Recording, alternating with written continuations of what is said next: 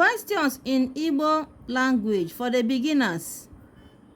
Questions in Igbo language for the beginners. Igbo, English. Number 1 says, Kedu mgbe iji anaba ụra n'abalị? Kedu mgbe iji anaba ụra n'abalị?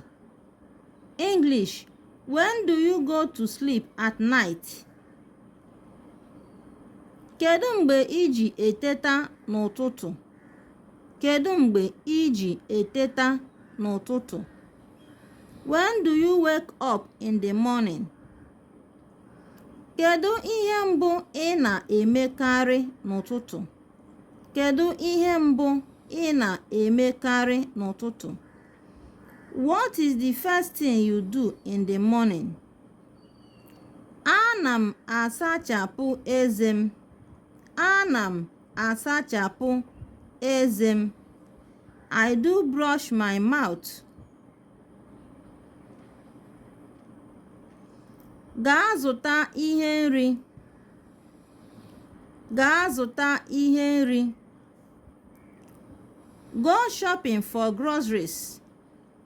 Go shopping for groceries. Kedu ụdị nri ị nwere? Kedu ụdị nri ị nwere? What type of food do you have? Kedu ebe ị bi? Kedu ebe ị bi? Where do you live? Ego ole ka ị nwere? Ego ole ka ị nwere? How much do you have? Ị batala? Ị batara maọbụ ị batara? Ị batala? Ị batara? Are you back? Ị na-eti mkpu? Ị na-eti mkpu? Are you shouting? Ị na-eti mkpu?